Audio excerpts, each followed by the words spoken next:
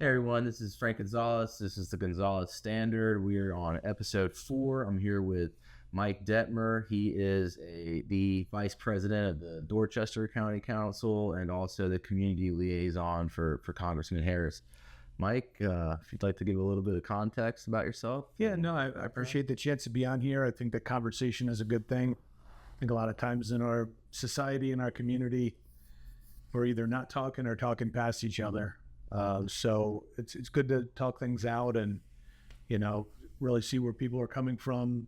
Hopefully this can help people understand where I'm coming from. I'm always willing to update my software. Some things for me are non-negotiable, but a lot of things, I don't know everything. Right. And certainly willing to change my mind. So, or partially change it, which might be what's needed. Yeah, well, that's why conversation is good, because you can't learn if you don't talk to people. Absolutely. Right? So you served in the Marine Corps, including a deployment to Iraq. And in local government, we deal with a lot of crises, but they're usually metaphorical. How did that military discipline shape the way you handle the pressure of county council? Well,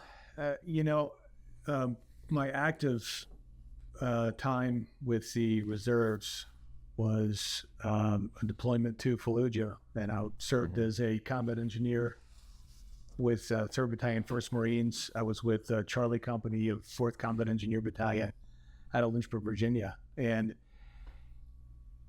so being in the Battle of Fallujah it's a historical moment. I was always interested in military history and interested since. So to really see that moment in time and in history was really fascinating. Mm-hmm. The further away you get, it's like your memory, you're remembering the last time you remembered it. And I've even read about Civil War veterans who, through their letters, you can see immediately after the war versus their conversation with people via letter many years later when they were old, their view of the war and their experience in direct combat changed. So as a combat veteran, it definitely is a big dimension of my life, really helped me understand life. It's one of the reasons I really believe in God. A lot of it was really miraculous. It was very painful, predominantly, and some of my friends didn't come back. More than one Marine in my unit didn't come back. And so the pain of losing them, the pain of meeting their family after, certainly influenced me personally about my gratitude and about, the magnitude of doing things like that. But as far as the stresses and pressures, when I came back, I promised myself, and I often fall short of this, I promised myself nothing's going to stress me out after that. And life happens, and kids and job, and, things are stressful. But I tell you, I had a tough conversation with somebody recently, and I said, you know what? They're mad at me. They said some really mean things. And I said, you know what? I've been shot at before. I don't mean to sound dramatic. So I've been shot at before. And in the grand scheme of things, what they said is not that big of a deal. It didn't hit me really hard, but I was just kind of laughing to myself. It's important to keep it in perspective. Exactly. Yeah. Exactly. So before you were making the laws, you were reporting on them for the Star Democrat and the Dorchester Star, which is actually where we met originally, being coworkers. I was in the marketing team. But how does having that reporter's ear help you cut through the noise, political noise, and get to the truth of an issue? So that experience was also really, really informative. And that's what prompted me to run for office as I was on the county council beat. I found it really interesting. I found it really important. And I wanted the chance to get up there and be sitting on the other side of the table. And in being a reporter, in many facets are the same. It's your job to be around. It's your job to be not necessarily seen, but known. Right. A lot of important stories came from people contacting. A lot of important constituent services, whether it be a small specific thing or a big macro thing, it comes from somebody reaching out to you. I'm not the source of all information or what needs to happen. So presence is really important, and then understanding the storytelling element of things and how to communicate with people. And as a journalist, you're not really supposed to persuade, but just how to inform people, how to message, how to package things up so that not that people are stupid, but they're busy, and it can't be convoluted. So how do we make this clear? How do we make it accessible? So I got a lot out of it, not the least of which being in that situation, seeing it happen, tracking it over time, telling people about it, hearing their responses. It was really influential on me making the decision to throw my hat in the ring. Yeah, well, it's interesting being in proximity to a lot of elected officials and just realizing that they're human too, and they're not any different than you or I. That was sort of a realization I had at one point, just because I was for work and in sales, always going to networking events and brushing elbows with elected officials, and like they're just same as anyone else, and that was one of the things that helped make it a little bit easier for me to make that decision too myself. Yeah, and I just told this story the other day, and I won't tell it exactly because I think this is a G-rated audience, but a drill instructor who wasn't very philosophical. He was pretty direct, but one of the philosophical things he said to us, it was before an inspection. It's nerve-wracking. Your uniform has to be just perfect. You have to have all the right answers. The colonel comes in, and the first sergeant comes in, and it's really stressful. But he said, "Hey, remember, the colonel puts on his pants the same way you do." He used a different phrase, but everybody is just a human. Even walking around really the halls of power, be it DC or Annapolis, not that I do either place very much, but in getting to know a couple of these people, I mean, some of the names you see on the news they are humans. They have to sleep. They have to eat. I think this about, as a former history teacher, I taught history for a number of years. And that's one of the main things that I would try to convey to students, is that these characters in history were not characters. They're not a caricature. It was not a movie. It's not a myth. They were real people. They had, I said this when I would do kayak tours in the Little Blackwater River, very near Harriet Tubman's birthplace. And I just say, we have this caricature of Harriet Tubman, but she was a real person that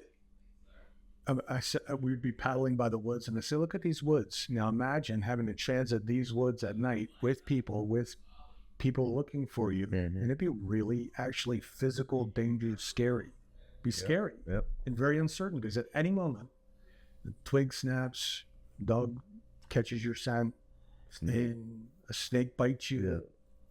And it would all be over. And so that it's almost like being on a patrol. It was on combat patrols in a Fallujah, in the back of a Humvee on a machine gun, or walking through the streets at night with night vision goggles, and there were people waiting to kill us.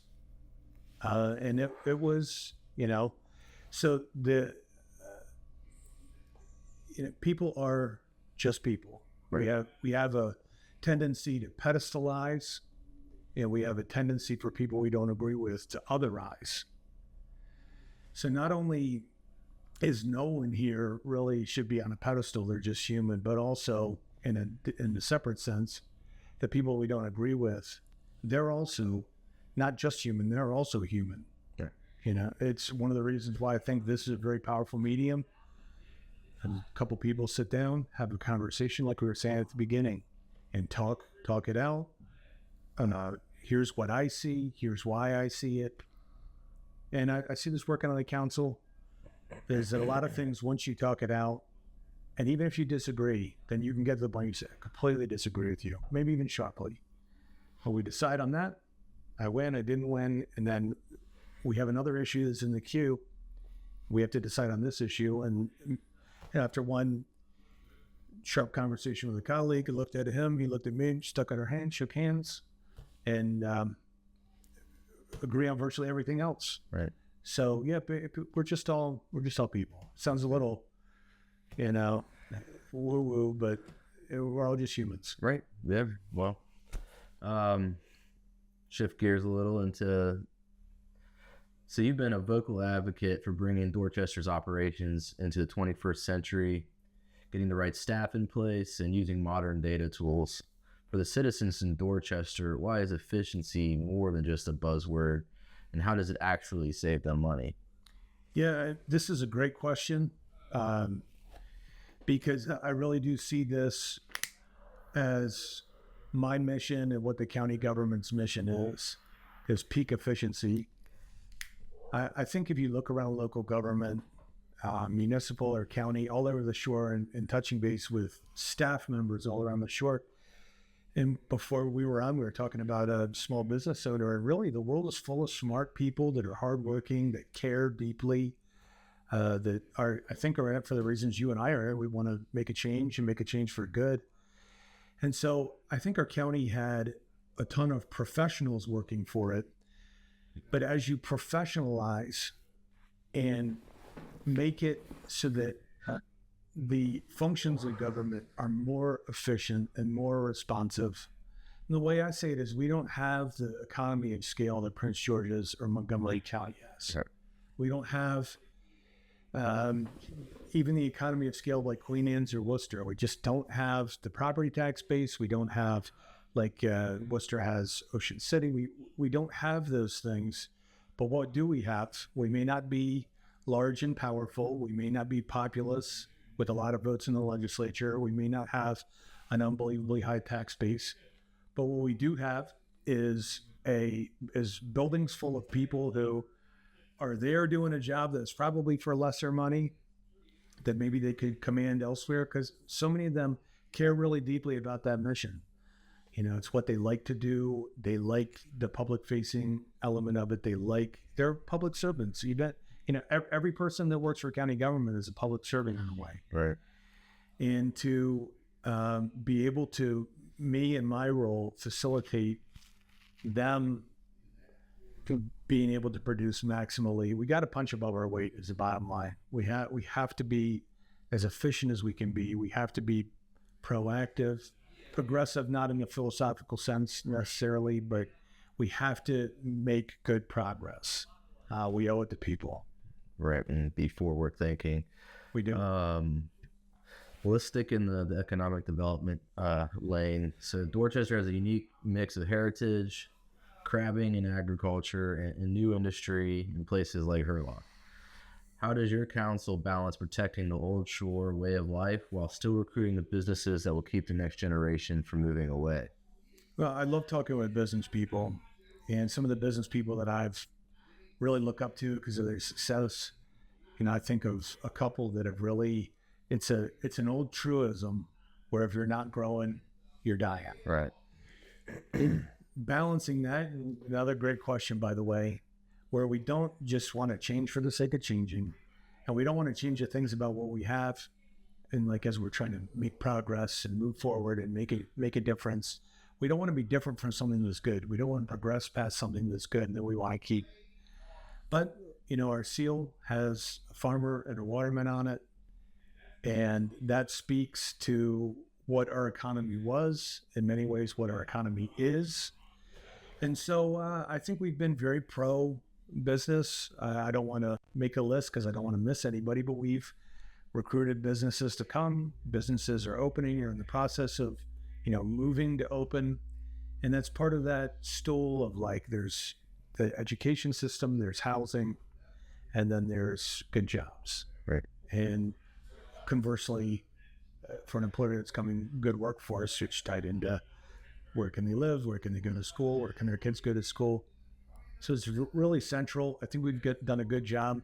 And I actually asked a mentor of mine about a year ago. I said, I'm in the bottom of the sixth inning, and I really want to, the people have said they believe in me. I don't know what the future's going to hold. Even at that time, I certainly planned on running again, and I don't know what's going to happen on November 3rd. None of us do.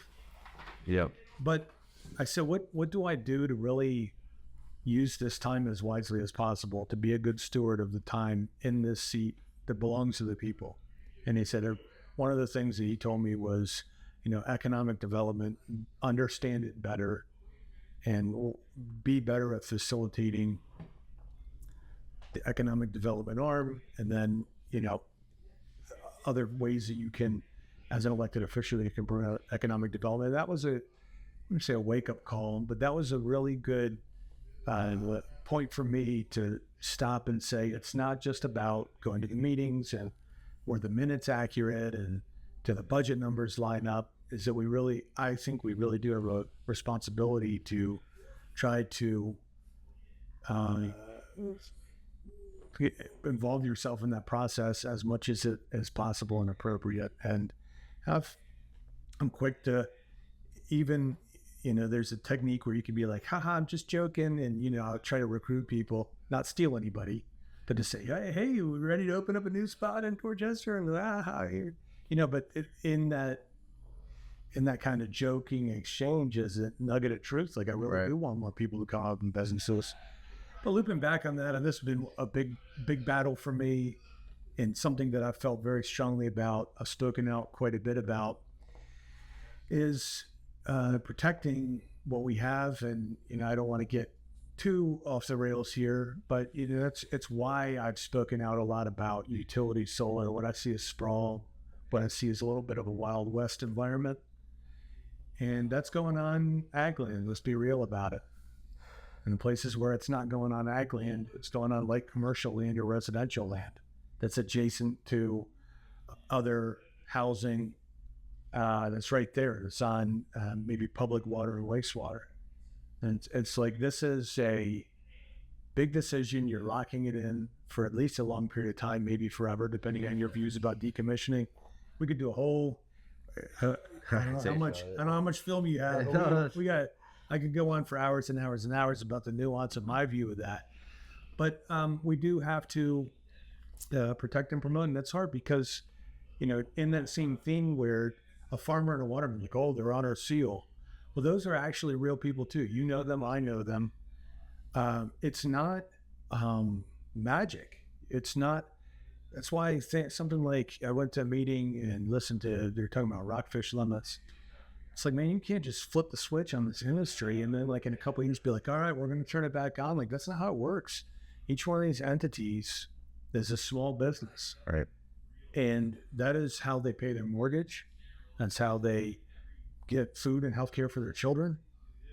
And so if they can't make it pencil now and they have to do something else, then in 5 years, when we find out we need them, it's like, we're gonna have a little bit of a problem. So yeah, I think the whole strategy of economic growth, certainly we need more small business. Everybody loves a new good restaurant. But we need jobs, we need tax base, we need all those things. And I take economic development really seriously. Every time I look at it, I probably shouldn't say this, every time I look at economic development, really through an economic development lens of the professional field, I always go, man, I have a lot more to learn. But yeah, I certainly don't know everything about it, but I'm willing to learn. Yeah, that's all you can do, because there's just so many different topics to try and even understand and know. That's why communication is so important, to be able to talk to leaders of industry and see what they're facing, and how can you work with them and the legislators in Annapolis or even in Congress to try and make sure that you're making decisions that you touched on that will not negatively affect us people. So to segue a little into infrastructure, so Dorchester deals with unique environmental challenges from sea level rise to road maintenance. Looking at the next 5 to 10 years, what is the most critical infrastructure project that has to get done to ensure the county stays viable? I can't say just one. I can't narrow it down to just one, because it's a complex puzzle. And we have more than 600 miles of county road. Of those, more than 40 miles are dirt. We have some really neat and actually really striking, if people haven't come down and driven on these, they actually, I think, are visitor destinations. One being the Hopper's Island Causeway. It's really, really striking, beautiful. When it was built, it was called the Bridge to Nowhere. I'm not going to weigh in on that, But you go down the causeway, then you cross this bridge. I think it was built in the 80s. And there's the bay. Here's the Honga River. I mean, it's really striking. But the causeway has the powers of the Chesapeake Bay. You know, time and entropy have a force all their own. And then you add in a big body of water with that depth and volume of water, and then the wind fetch and the wave action. And it's a pressing battle to have hundreds and hundreds of feet of shoreline that are being assaulted consistently day after day after day by wave action. Would it be built the same way today? No, it wouldn't, for a variety of reasons. Number one, the expense. Number two, the environmental protections. Number three, the utility of the way that the economy and the population centers have shifted. But in a similar way to the causeway, which is a really pressing concern, as we have leading down to another southern area of the county, is Marsh Road, Maple Dam Road above Shorter's Wharf. And you have a road that has water sitting on it quite a bit. The state highway has to replace the other entrance to these southern communities, like Toddville and Crochland and areas like that. And in order to shut down World's End Turn and replace the culvert, which is desperately in need of repair, Marsh Road, Maple Dam Road is going to be the only road in and out. It's covered a lot with water, and it's just a question of, okay, this is going through the wildlife refuge. And again, this is another visitor destination. If people haven't taken this drive, it's well worth it. I check the tide chart before you go, or get a car wash when you're done. But I mean, you're driving through and there's just Blackwater refuge as far as you can see. There's state or federal land on both sides. As far as you can see, it's like magical. Again, would never be built today, just because it wouldn't be feasible in so many facets. But we have it now. And many people say that those old roads were built on a corduroy where they would put logs down. And I mean, if you could pave a foot of asphalt on it. And then you have a foot of asphalt of weight sinking it down into the marsh. Mm-hmm. It might be even worse. So could you pave 3 inches on it and have less puddling and pooling? Yeah, you could, but it's like so many things in local government, you have to look at the holistic picture, and you move one piece and it rotates the thing here, and you move another piece and it rotates the thing there. And you see this a lot actually with road work. Well, they'd be like, well, if we put a stop sign here, if you do traffic studies for a county road, which we've done. Yep. People say, I want a stop sign here. Well, I mean, that's fine, but what will be the implications of that? That doesn't exist in a vacuum. Then you have people stopping, trying to get away from the angle collisions, but then you still don't want to create rear end collisions. Now there's a couple intersections in the county where the communication piece and trying to look at the holistic piece is been so important, where you say, here's this intersection. It's been really historically dangerous. Should we do a roundabout? Here's what a roundabout costs. Here's what signaling costs. At the one intersection, signaling's not an option due to the traffic count, just not high enough to warrant it, but it does warrant a roundabout. And so those infrastructure challenges and needs are pervasive when you have 600 miles of road and you have a road system that was predicated on the highway user funds pre-2008, where it paid for itself. And now we have 20% of the roads crew. We have equipment costs. I'm sure you know equipment is way more expensive proportionally than it used to be. I'm not an expert, but it sure seems like that. Oh, yeah. It seems like it goes up every year. Yep. And you use a front-end loader enough and it's going to wear out. It doesn't even matter if you buy the best one and maintain it well and use it responsibly. So infrastructure is a big concern. And how much of this is managed decline? Like, oh, well, kind of had to have an orderly retreat. Well, tell the people on Elliot's Island that.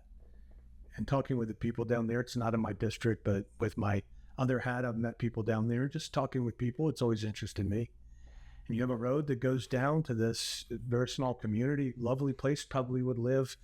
Any of the places I mentioned, I would live there if I didn't have any other responsibilities and didn't have any place to be. I mean, it really is striking. Yep. It's God's country. It's beautiful. It's amazing. I understand why people live there. I want to facilitate more people being able to live there or spend time there. But this road going to the marsh, I mean, particularly in Elliott's Island Road, we have this weird Dorchester County problem where you have muskrats that tunnel in under the one little part of the road, and that little portion collapses. And if you patch it, then they'll just move 3 feet down and do it again. And it's like, how do we now? I will say I have made my dent on the muskrat population as a former muskrat eating world champion, muskrat leg eating world champion. I've done my best to diminish that problem, but clearly we don't want the muskrat to go away. Right. And you can't police a 15-mile road or however long it is. So how do we meet those challenges is the operative question. Part of that comes from, like you said, communicating well, talking with people down there, having them be involved. Part of it comes to your earlier question about a maximally efficient and proactive county staff, where they are punching above their weight and producing things that maybe even arguably there's only X amount of man hours on your staff. How'd you even do that? And I've actually found myself doing that a lot. You know, a lot of people can get frustrated. Oh, this ditch needs to be cleaned out. Well, when you have between maintenance that maybe because of the difficulty of it hasn't been at the pace that maybe it could have been, and then when you have the entropy of time and ditches fill in and roads built in marsh sink, and the Chesapeake Bay wave action is going to beat up whatever you put there. So it could be fixed to a T right now. And would we even be, let's say we fixed it to a level 100 out of 100. Even if we had a magic wand that could fix that, do we even have adequate staff and resources to maintain it at 100? So it's a battle, but it's a good battle. We got a great team looking at it, and a great team out there sweating every day in the hot and cold and the weather. And it's been frustrating, but I also feel very optimistic about it. Do I know how we're going to solve the causeway issue? I don't, but I know a lot of smart people are thinking about it, and we're working on it, and something that's important to us to do. Wonderful. Well, so Talbot and Dorchester share a border and a lot of the same challenges. Where do you see the biggest opportunity for our counties to work together to protect the Eastern Shore way of life from some of the heavier mandates coming out of the state capitol? Yeah, and you know, without going off on another kind of angry tirade, you know, one of our really big challenges is less the Chesapeake Bay beating of the causeway, is less the entropy of time, is less even how much a front end loader costs. It's more a lot of the stuff that does get passed down from Annapolis. Mm-hmm. And meeting many of the people there, not many of them, but many people there, and talking with them. I mean, they're nice, reasonable people, but that group decision-making dynamic, and then when you throw in the political element, mm-hmm. and so it's a campaign year, so while they weren't raising taxes per se, there were still a lot of things that I would consider to be pretty performative, you know, as far as flying the flag for the team. And a lot of the things that come down from Annapolis are really, really challenging. The thing that I think is the most is some of the justice laws in juvenile justice. You know, nobody, and I have gone on many councilman comments about this, and I think it's so true, is nobody wants to lock a kid that's made a bad decision up. But the point at which a 16-year-old kid is in double digits of car thefts, something other than releasing him to his guardians, something different than that needs to happen for that child, for the sake of that child and the people around them. This is a true story. This isn't a hypothetical. Oh, yeah. I've been at the scene of accidents where children have stolen a car and crashed it. Fortunately, no one was injured. I mean, we're talking like a real serious rollover type crash. I took pictures of it. I've been on, this is really heavy. I've been, as a reporter, covering a murder scene where two 16-year-olds were accused of, and I think one of them was found guilty. I mean, don't quote me on that, but a 16-year-old lost his life. I do know that. And I just remember standing there. There's the police standing over bullet casings. There's a police tape. And I remember looking up at a window, and it was almost like in a Western where the scared townspeople are looking out the window. And the person was looking out the window at just seeing where they, and I'm sure their kids or their neighbors and their neighbors' kids are expected to live, and where this happened, and just the fear written on their face. You know, it reminded me of faces that I saw in Iraq, where fear written on children's faces. I remember once talking with some kids in Iraq, and just talking. It was on a side street. The main drag was out there, and Iraqi people they knew two people when I was there. They knew George Bush, and they knew Michael Jackson. And this one kid was doing this little Michael Jackson thing. And then there was a loud explosion out on the street. I don't know what it was, but I just remember him going from this funny kid, Iraqi kid, Michael Jackson impersonation. I just remember just all of a sudden the fear and concern written on his face. This is probably a 10 or 12-year-old. And that's what going back to the Marine Corps question, like I've seen, and I've said this too, with people with political violence that's happened here. And then some of the demonstrations that I've seen, some of the shirts, I've spoke about this publicly. One was a decapitation in effigy of a political figure. I condemn that. I've been to a place with rampant political violence, and I assure you, we don't want that. Right. It has to be settled with words, and then with votes, and then with elections to pick the people that are going to be casting the policy votes. That has to be it. We don't want the alternative. But I don't. Sorry, we kind of moved around on that question. But bringing it back, locally, with Dorchester and Talbot working together is, while we're so different, so very different, we're very, very similar. In the different parts, I could sit here and make a list of ways that our counties are different and that our flagship municipalities are different. And that's great. As a variety is the spice of life, Yep. But so much is the same. And I actually asked at a chamber event, I hit Comptroller Brooke Learman with a pretty tough question. So I said, how do we message effectively as smaller rural counties? Because it feels as if the feeling that we're not listened to a lot. We don't have the votes in Annapolis. We're not listened to a lot of stuff that pertains to us. We get a one-size-fits-all. Maybe it's platinum plated. Maybe it's good intentions. The juvenile stuff, I'm sure. I've talked with the people that introduced the bill. I've met them before. I know I've talked with them. I don't think they're evil, bad people. I think it's coming from a good place in their heart. I think that the implications, at least in my community, are not particularly positive. In fact, I think they're really negative. But I said, how do we advocate for ourselves more effectively? And she said, first of all, wow, I wasn't expecting a tough question. But to her credit, she said, you have to not just look at your neighbors, but look not just at counties that are similar to you, but look for the issues with all counties or any county that you agree on. And I think Talbot and Dorchester have done a good job with that. I think that we have a good rapport.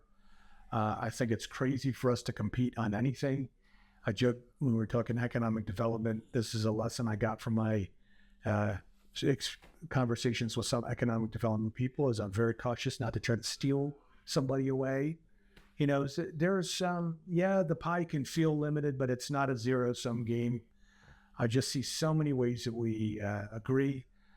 Like with a lot of things that we don't agree on, or you guys do differently, that's fine for you. I'm glad that you like that. I want you guys to find the way that you want to do things. But there's things too that affect us regionally, be it an airport or a certain commercial development or this or that, where a lot of people cross that Marcus Bridge and cross that Dover Bridge every day. I do both regularly. Right. And we're a community. We're all in the same team and working with all members of your council and many other councils around, and there's certainly some people I would gravitate, like we probably ideologically might align more. Sometimes we might align less, and that doesn't matter. That's definitely a lesson that I've seen. I actually got it from a former council person here in Talbot, where they said, they're not in office anymore, but they said, you will find so much of this local government is just nuts and bolts. Yep. It is just nonpartisan. It is, I'd say this with our council. I said this when I was on Dorchester's Board of Elections for a long time. I would defy anybody to watch any meeting and be like, I can pick out that party registration based on that argument. It's very rare. I've hard put to think of more than 2 or 3 issues in almost 4 years. And even watching multiple other councils, you just don't see it. It really is, can you be pragmatic? Can you communicate? Certainly there are things that are right or left or red or blue or Republican or Democrat or conservative or liberal. Certainly some things are different. It's be naive to pretend that it's not. Right. But I think in terms of our counties working together, being on the same page, I think there are some things that we need to advocate for in a very pointed way. And the rest of it is just you keep being this sounds so corny. You be the best you, we'll be the best us, and we'll all benefit. You come over, eat at our restaurants, we'll eat at yours, and shop and this and that. And you do your thing, we'll do our thing. And when we need to come together, we're going to come together and speak out or make a purchase or invest in something or advocate for something that positive, not just a regressive opposition to something, to say, hey, this would actually be really great. There are certainly enterprises and businesses or opportunities that have a regional impact, and we need to shop for those and do our best to work together for that. Yeah, definitely. Well, you've seen government from both sides of the microphone. What is the one standard or principle you hold yourself to every time you walk in that council chamber? Yeah, it's definitely different sitting on the other side of the table, and it's certainly easy to armchair quarterback, and I did it an awful lot. I do it now. Well, if I was governor, well, if I was the mayor of Baltimore, well, if I was the Secretary of Defense, et cetera, et cetera, et cetera. Right. If Coach had put me in, we would have gone to state championship. I definitely have a heavier sense now of like, you get behind that table and you go, yeah, I mean, anything's possible, but there are also a lot of constraints. There's laws, there's where does the money come from? There's, as we talked about with an intersection, well, I mean, you can put a roundabout there, but where does the money come from? How long are you going to wait? What are the property impacts? Can tractors drive through there? And I would say the important thing is to really, really remember that you're doing the people's business. That chair does not belong to me. My nameplate is there. That chair belongs to the people. Right. It's a people's money.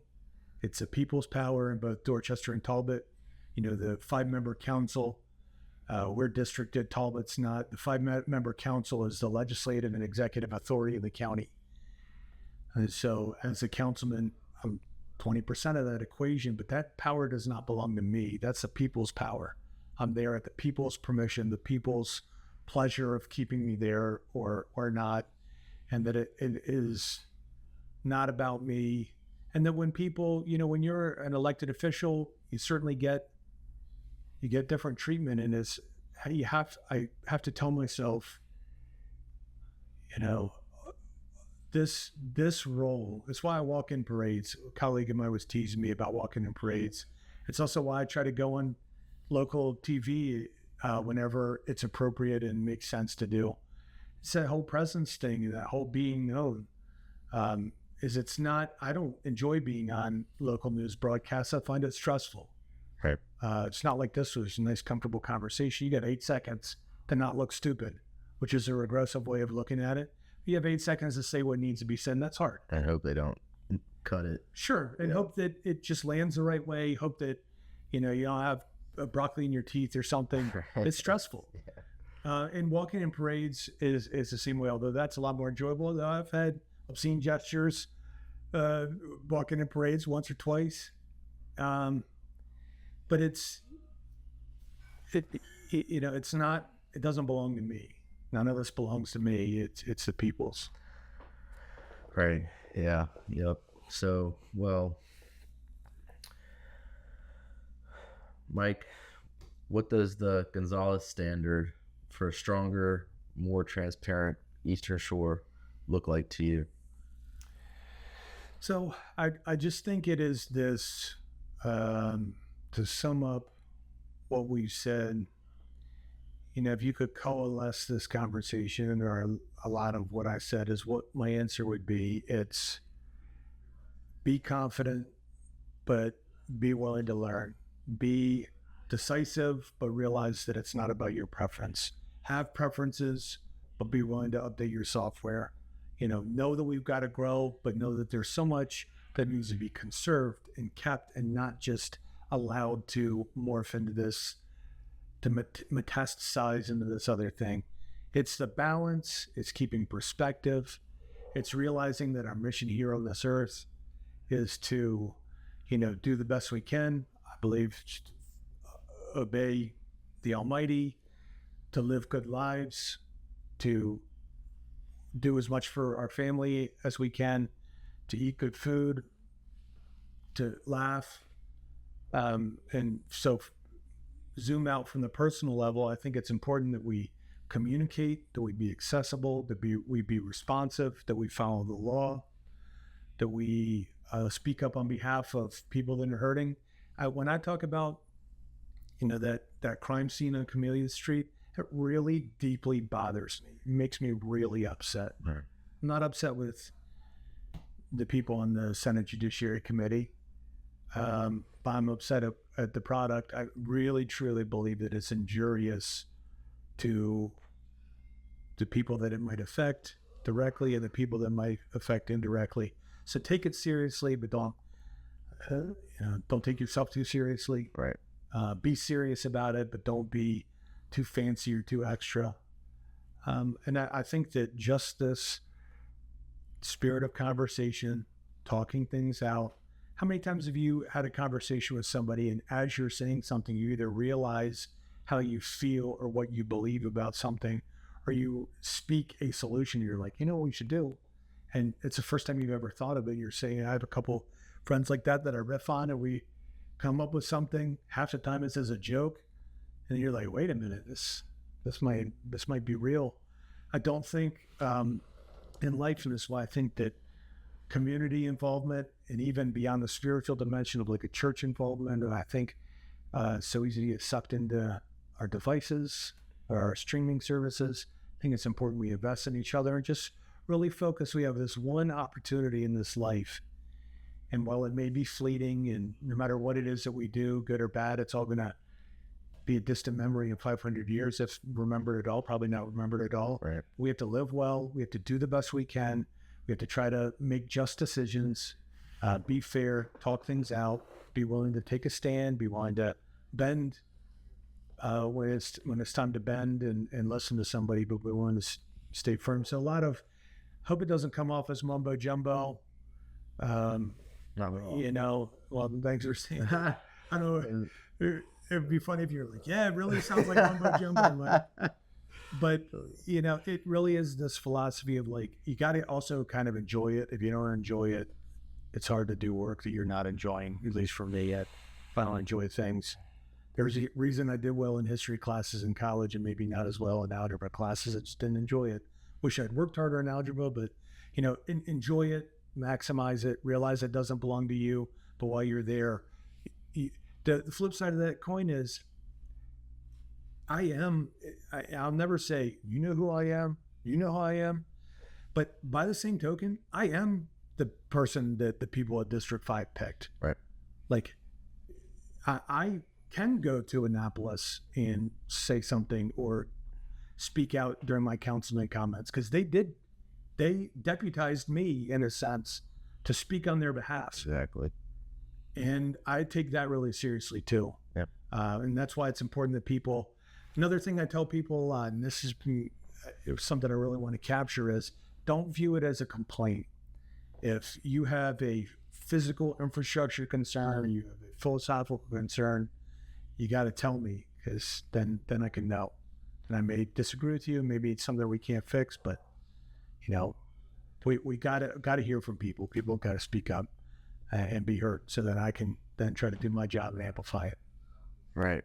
Well, that makes perfect sense to me, and definitely aligns with my philosophy and how I was raised. It was always leave things better than you found them. Yeah. And that's always I always try and be cognizant of that when making decisions on things, especially when they're going to impact numerous amounts of people, some of which probably won't maybe ever meet. That's one of the nice things about being in public service is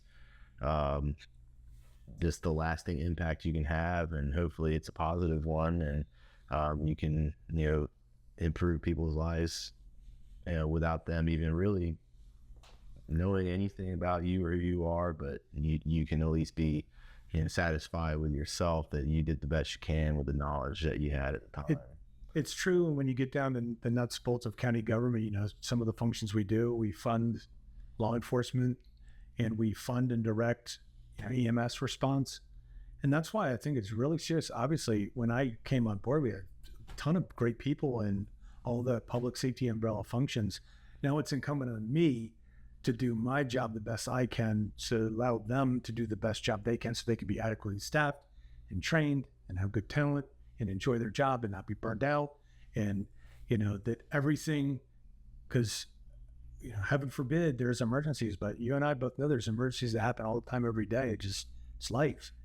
And that's the true nuts and bolts thing we haven't even talked about, is a public safety umbrella side, where it is so important to make sure that we are optimizing and punching above our weight and being really efficient and communicating well. And when we come up to something, to not make a preference-based choice. I prefer this roundabout. Well, let's look at all the factors. There's funding for us. This is a real conversation. There's funding for this traffic light. There's no funding for a traffic circle. So there's accidents that are happening here. Do I prefer traffic circles? I do. But we have to look at all the factors, maybe make that a decision for the thing we don't like as much, but something needs to be done. But no, you're right. We got to try to leave it better than we found it. Well, is there anything else that you'd like to leave for people before we conclude? No, I really appreciate the chance to come, and you asked a lot of great questions, and it's something I really care about, and I really love to talk about it. So I appreciate the chance to do that, and thank you for inviting me on. I think this is a great thing, and I wish you a lot of success. I hope that everybody that you ask, I hope that they say yes, because this is a great chance to come.